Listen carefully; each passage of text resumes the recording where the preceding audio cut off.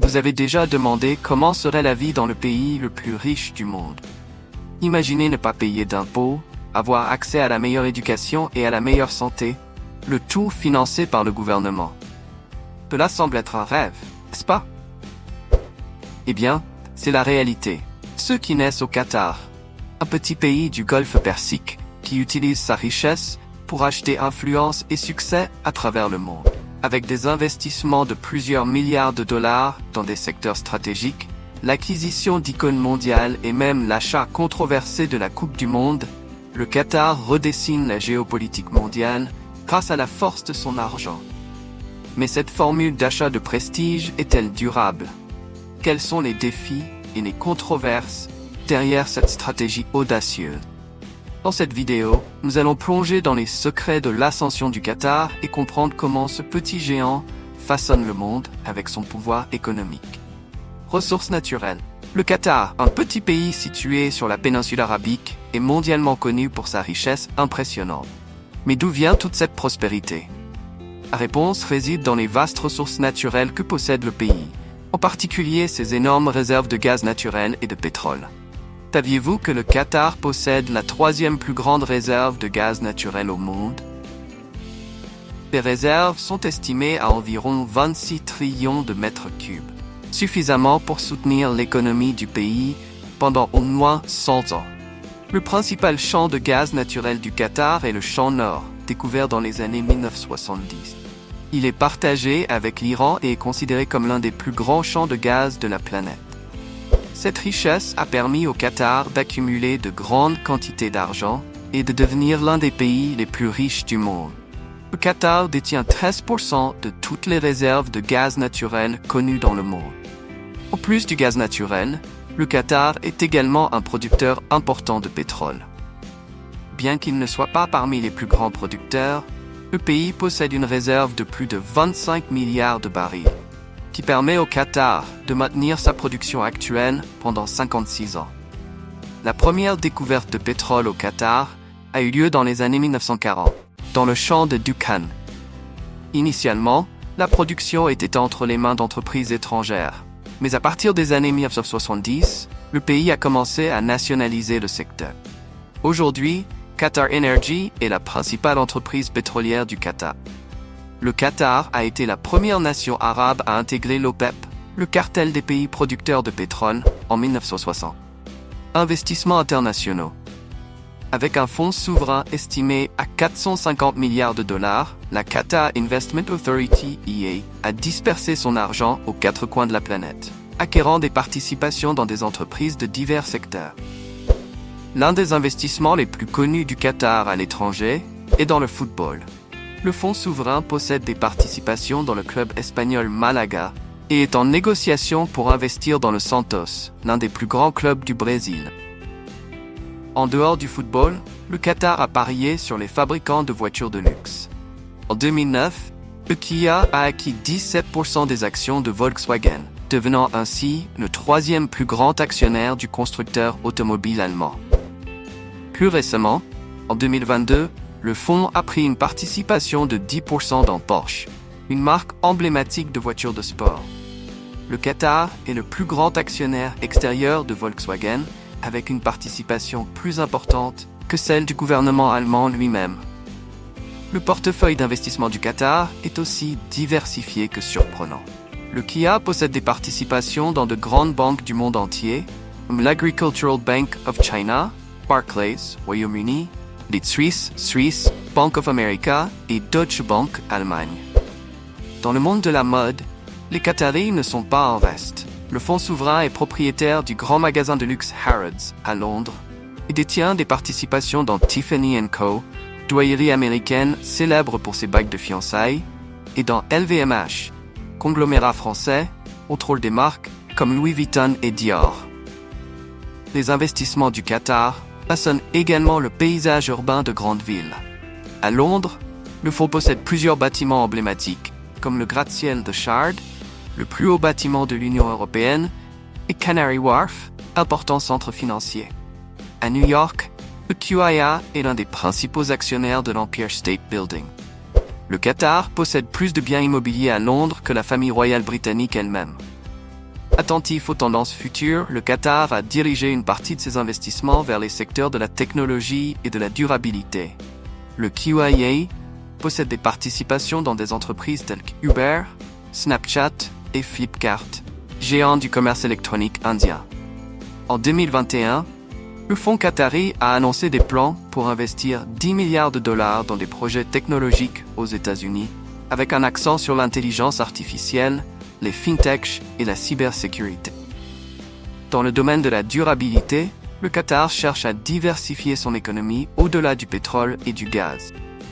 Le pays prévoit d'investir 200 milliards de dollars dans l'énergie solaire d'ici 2030 et détient des participations dans des entreprises d'énergie renouvelable telles que Siemens Gamesa et Iberdrola. Démographie et main-d'œuvre. Saviez-vous que les Qataris natifs ne représentent qu'environ 10% de la population totale du pays? En effet, la grande majorité des habitants du Qatar est composée de travailleurs migrants, principalement originaires de pays d'Asie du Sud, comme l'Inde, le Bangladesh, le Népal et les Philippines. Cette composition démographique particulière est le résultat du boom économique que le Qatar a connu au cours des dernières décennies, propulsé par l'exploitation du pétrole et du gaz naturel. Pour soutenir le développement rapide des infrastructures, le pays a ouvert ses portes à des millions de travailleurs étrangers. En 1950, la population du Qatar n'était que de 25 000 personnes. Aujourd'hui, grâce à l'immigration, le pays compte près de 3 millions d'habitants. Bien que le Qatar soit considéré comme le pays le plus riche du monde en termes de PIB par habitant, la réalité des travailleurs migrants n'est pas toujours brillante. Ces dernières années, le pays a fait face à de vives critiques d'organisations internationales en raison de rapports d'exploitation et de violations des droits de l'homme. De nombreux travailleurs arrivent au Qatar attirés par la perspective de salaires plus élevés, mais se retrouvent souvent dans des conditions de travail dégradantes. Des journées de travail épuisantes de jusqu'à 18 heures, des logements précaires, des retards de paiement et la confiscation de passeports sont quelques-unes des plaintes fréquentes. Sous la pression de la communauté internationale, le Qatar a entrepris certaines réformes pour améliorer les conditions de travail et protéger les droits des migrants. En 2020, le pays a aboli le système controversé de kafala, qui liait les travailleurs à leurs employeurs et rendait difficile le changement d'emploi. Le gouvernement a également établi un salaire minimum, des limites sur les heures de travail et des mesures de protection contre la chaleur excessive. Cependant, les organisations de défense des droits de l'homme affirment qu'il reste encore beaucoup à faire pour garantir des conditions de travail dignes pour tous les travailleurs. Depuis l'introduction des réformes du travail en 2020, plus de 350 000 travailleurs ont pu changer d'emploi au Qatar. Avantages et exonérations fiscales. Saviez-vous que les citoyens du Qatar ne paient pas d'impôts sur le revenu? C'est exact. Grâce aux revenus provenant de l'exploitation des hydrocarbures, le gouvernement qatari peut couvrir ses dépenses sans avoir besoin de lever des impôts sur sa population. Cet avantage s'étend également aux entreprises. Le Qatar ne prélève pas d'impôts sur les bénéfices des entreprises, à l'exception des compagnies pétrolières et des filiales de banques étrangères. Cela a attiré de nombreuses entreprises internationales dans le pays, le transformant en un important hub d'affaires au Moyen-Orient. Le Qatar est l'un des rares pays au monde à ne pas prélever d'impôts sur la propriété immobilière. En plus de l'exonération fiscale, les citoyens qataris bénéficient d'une série de services publics gratuits et de haute qualité. La santé en fait partie. Le système de santé du Qatar est considéré comme l'un des meilleurs au monde, avec des hôpitaux modernes, des équipements de pointe et des professionnels hautement qualifiés. L'éducation est un autre domaine où le gouvernement qatari investit massivement. Les écoles publiques offrent un enseignement gratuit et d'excellence à tous les citoyens. De plus, le Qatar s'est distingué par ses efforts pour devenir un centre éducatif de référence au Moyen-Orient, attirant des universités internationales renommées comme Georgetown et Northwestern. Le Qatar a le revenu par habitant le plus élevé au monde, ce qui permet au gouvernement d'offrir des services publics de haut niveau sans prélever d'impôts. non content d'offrir une éducation gratuite et de qualité dans le pays, le gouvernement qatari encourage également ses citoyens à étudier à l'étranger. Par le biais de programmes de bourses d'études, comme les Qatar Scholarships, les étudiants qataris ont l'opportunité de suivre des études de premier et de deuxième cycle dans les meilleures universités du monde. Toutes dépenses payées. Cet investissement dans l'éducation fait partie de la stratégie du Qatar pour construire une économie fondée sur le savoir et préparer sa population aux défis de l'après-pétrole. En formant des professionnels hautement qualifiés, le pays espère diversifier son économie et réduire sa dépendance aux hydrocarbures. Le Qatar a le taux le plus élevé d'étudiants dans des universités étrangères au monde par rapport à sa population. Tandis que les Qataris bénéficient d'une vie sans impôts et remplie d'avantages, les travailleurs migrants, qui représentent environ 90% de la population, n'ont pas accès aux mêmes droits. Investissement sportif.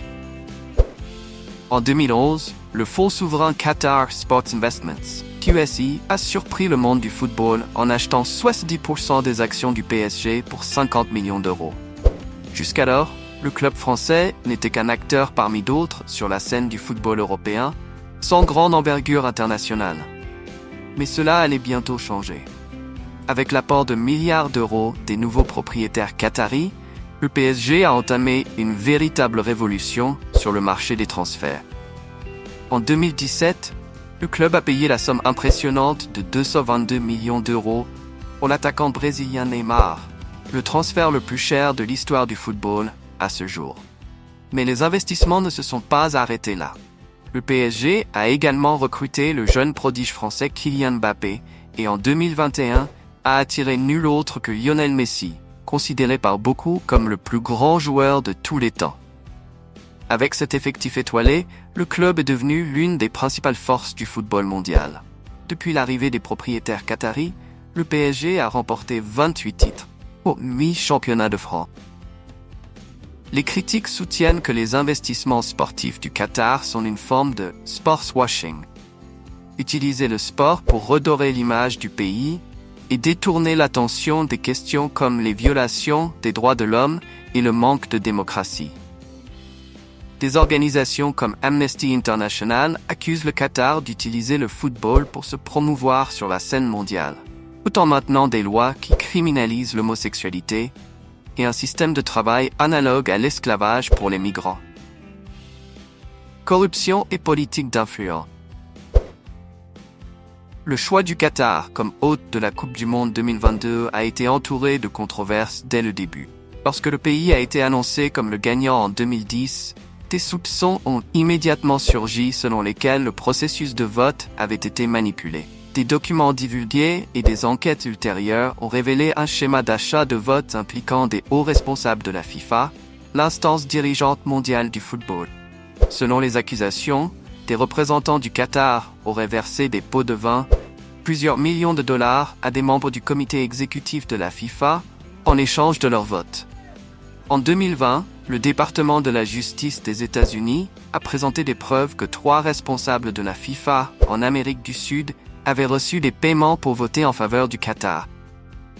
Malgré les preuves, le Qatar nie fermement toute implication dans des schémas de corruption.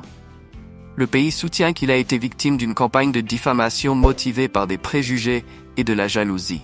Mais les soupçons sur l'influence du Qatar vont bien au-delà du football.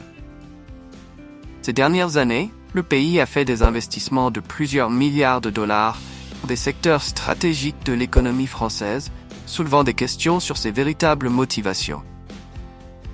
En février 2024, lors d'une visite d'État de l'émir du Qatar à Paris, les deux pays ont annoncé un nouveau partenariat stratégique.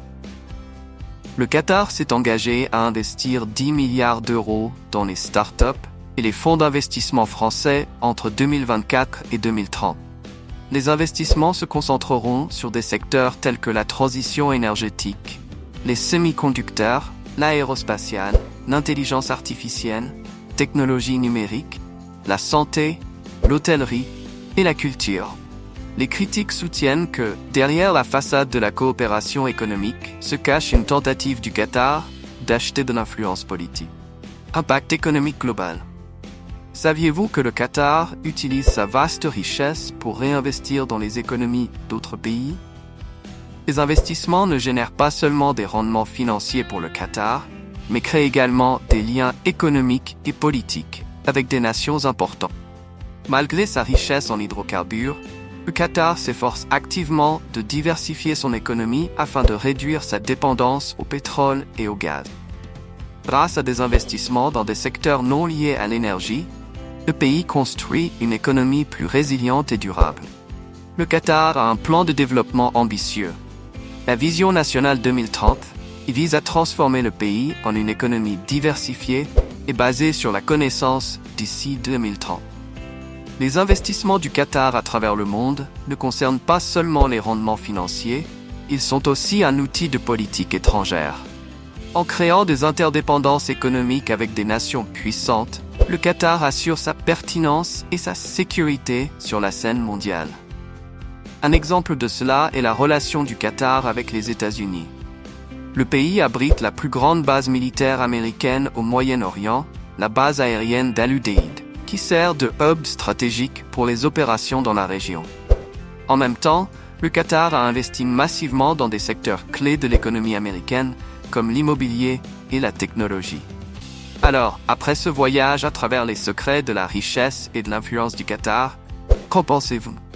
Êtes-vous impressionné par la stratégie audacieuse de ce petit pays pour devenir un géant mondial? Ou êtes-vous préoccupé par les conséquences possibles de cette politique d'achat de prestige à tout prix? Laissez-nous vos commentaires sur l'ascension du Qatar et sa stratégie d'investissement mondiaux. Pensez-vous que d'autres pays devraient suivre ce modèle? Croyez-vous qu'il existe des moyens plus durables de garantir l'influence et la sécurité sur la scène mondiale? Vos retours sont très importants pour nous et enrichissent le débat sur ce sujet fascinant. Ah, et n'oubliez pas d'aimer cette vidéo et de vous abonner à notre chaîne pour plus de contenu captivant sur la géopolitique, l'économie et les curiosités de notre monde. Merci de nous avoir accompagnés dans ce voyage au Qatar, le pays le plus riche du monde. À la prochaine vidéo.